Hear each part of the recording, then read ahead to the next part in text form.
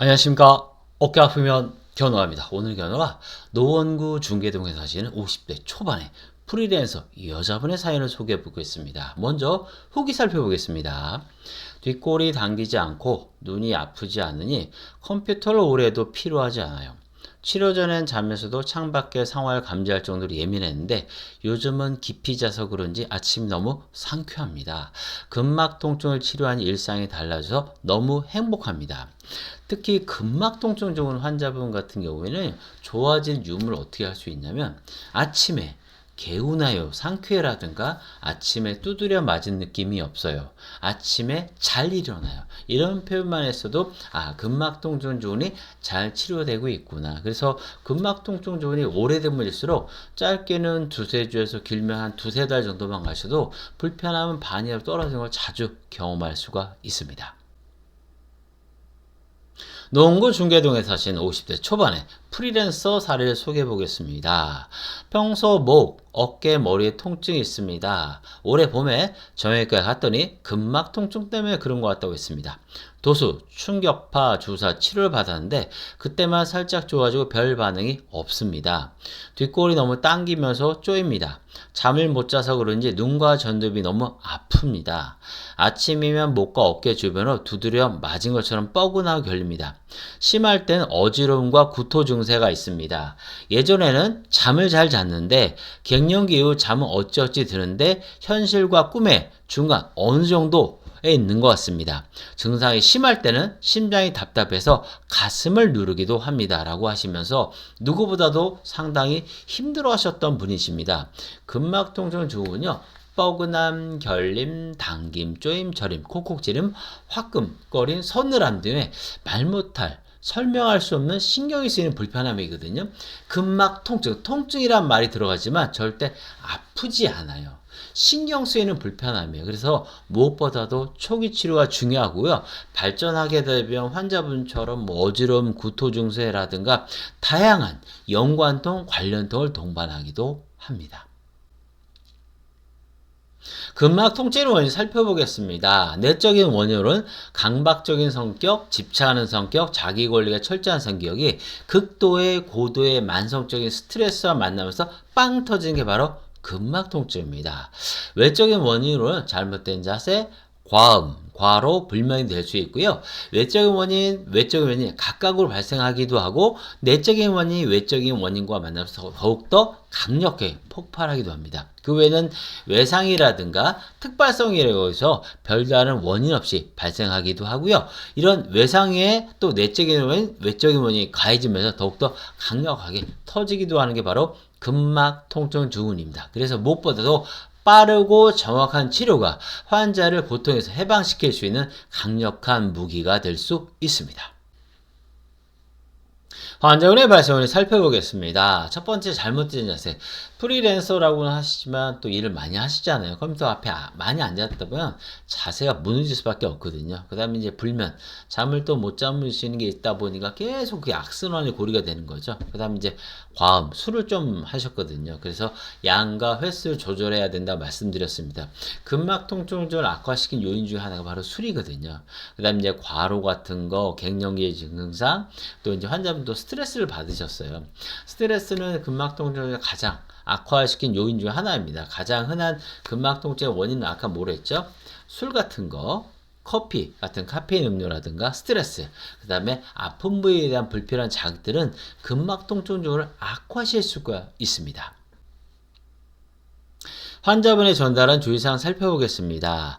스마트폰이 손에서 떠나지 않는다고 합니다. 스마트폰 보면 어떻게 보시죠? 내려보잖아요. 내려보면 자 떨어진 머리를 잡기 위해서 경추와 주변 승모근이나 근육이 어떻게 되죠? 더욱더 긴장하게 돼요. 더 많은 과부하 일을 하게 돼요.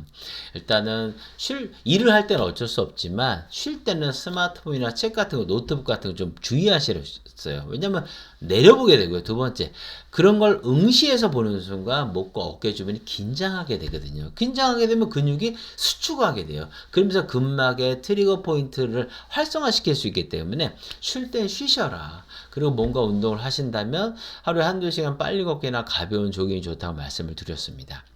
그다음에 술을 주 2, 3회 마신다고 했습니다. 근막 통증 쪽을 악화시킨 요인 중에 하나가 뭐랬죠? 술이라고 그랬죠. 술을 좋아하시는 분은 근막 통증에 좀 어려움이 있을 수 있어요. 그래서 이런 분들은 그 마시는 양과 횟수를 조절해야 됩니다. 그다음에 커피를 절제하기 힘들다고 하셨습니다. 커피를 또 워낙 좋아하셨어요. 커사라고 하실 정도로. 일단 또 일부 환자분은 저런 분들도 있어요. 저는 원장님 커피 10잔만 마셔도 머리만 대면 자요. 그럼 제가 이런 말씀 드려요. 안 드시면 더 잘 자요. 그래서 커피에 대한 양과 횟수를 조절해야 되고요. 뭐 아침에는 뭐 드실 수 있다 손 치더라도 특히 오후에 간절하실 땐 커피 가글 말씀드려요. 입으로 가글인처럼 하는데 뱉어버리는 거죠. 네. 그렇게 해서도 커피에 대한 걸 조금 좀 끊고 양과 횟수를 조절하실 필요가 있습니다. 그 다음에 또 콜라를 또 자주 마신다고 하시더라고요. 콜라에도 뭐가 있죠? 카페인. 그래서 콜라 같은 것도 반짝한 이유가 그것 때문에 그렇거든요. 그래서 콜라 같은 것도 어느 정도 양과 횟수는 조절해야 된다고 말씀을 드렸고요. 그다음에 뻐근하고 결리면 주무르거나 마사지로 아픈 부위를 자주 푼다고 합니다. 근막 통증 중에서 제일 나쁜 것 중 하나가 뭐죠? 아픈 부위를 만지거나 마사지하는 거예요. 근육통은 아픈 부위를 만지거나 마사지, 스트레칭을 하면 더 잘 풀려요. 근막 통증은 그렇지 않죠. 이런 외부 자극이 들어오면 그 외부 자극 때문에 일순간 안 아픈 것 같지만 그 외부 자극이 근막에 있는 트리거 포인트를 더욱더 자극하면서 점점 퍼져요. 그래서 아픈 곳을 만지거나 마사지하지 않고 거기에 뭐 하시랬죠? 아이스팩을 10분에서 20분 정도 하실 걸 추천해 드리고요. 간혹 저런 분들이 있어요. 저는 몸이 냉해서 아이스팩만 하면 더 미치겠어요. 이런 분들이 있거든요. 그런 분들은 핫팩을 10분에서 20분 하루에 두세 번 전후로 하시는 것도 괜찮습니다. 그 다음에 가슴pik을 또 자주 하시더라고요. 이분도 이제 라운드 숄더에 대한 그런 게 있어갖고 자꾸 이런 걸 하시는 거예요.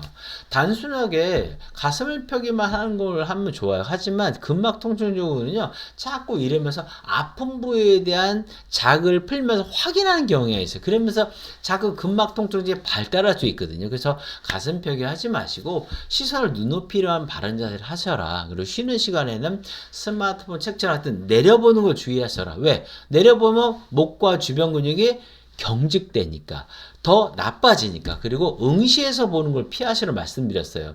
책이나 스마트폰, 뭐 컴퓨터, 테레비, 뭐 뮤지컬이라도 영화 이런 것들을 우리가 집중해서 보게 되죠. 그렇게 되면 목과 주변 근육이 경직이 돼요. 그러면서 긴장 수축 모드로 발달하게 되거든요. 그래서 쉴 때는 쉬시는 걸 추천해 드려요. 그 스마트폰 책 같은 걸 보면 더 하시면 나빠지기 때문에 경직 모드 플러스 내려보게 되기 때문에 쉴 때는 쉬시는 걸 추천해 드렸습니다. 환자분에 적용한 치료 방법 살펴보겠습니다. 관련 근육을 풀어주면서 잘못된 자세와 생활 습관을 교정하고 본인 확인이나 마사지, 자극을 하지 말고 목, 어깨의 바른 정렬을 도와주면서 굳은 어깨 관절을 풀어주고. 근데 환자분 같은 경우는 또 중간에 오십견도 발견할 수 있었어요. 어느 순간부터 오른팔이 제대로 움직이지 않는다고 하시더라고요. 특히 뒤로 해서 올리는 동작이 잘 안 되시는 거였어요. 자세히 보니까 이미 오십견도 먼저 발달하셔서 같이 오십견도 병행 치료를 했습니다. 머리 관리 혈류순환을 개선하고 근막 통증과 오십견의 재발을 막아주면서 원기를 끌어올려 근막과 굳은 어깨 관절의 정상을 유도하면 괴로움과 고통에서 벗어날 수 있습니다. 견우방송 꾸준히 보신 분들 잘 아실 거예요. 견우방송 핵심보다 증상별 주의사항이에요. 근막 통증에서는 가장 핵심 오브 핵심 뭐냐면 아픈 곳을 만지거나 마사지하지 않는 겁니다. 근육 풀어주고 해야 되잖아요. 근데 근막 통증 쪽은요, 단순히 근육을 풀어주는 게 아니라 그 부분에 대한 자극을 자꾸 하게 돼요. 근육통은 아픈 곳에 대한 스트레칭과 마사지를 하게 되면 여러분도 잘 풀리는 경험해 보실 거고, 그러한 것은 다양한 논문이 이미 나와 있어요. 근데 근막 통증은 그렇지 않아요. 외부 자극이 들어가면 근막에 있는 트리거 포인트 활성화가 점점 퍼지게 돼요. 풀려고 하지 마세요. 신경을 꺼주세요. 그게 더 훨씬 빨라요. 그리고 아픈 곳은 뭐 하시죠? 아이스팩.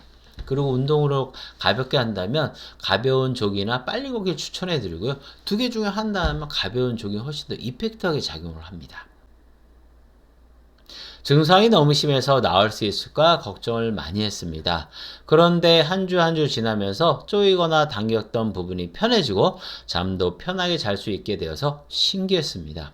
처음에 불편하다고 했던 모든 증상들을 치료해 주셔서 감사합니다 라고 하시면서 정말 행복해 하셨던 환자분이셨습니다.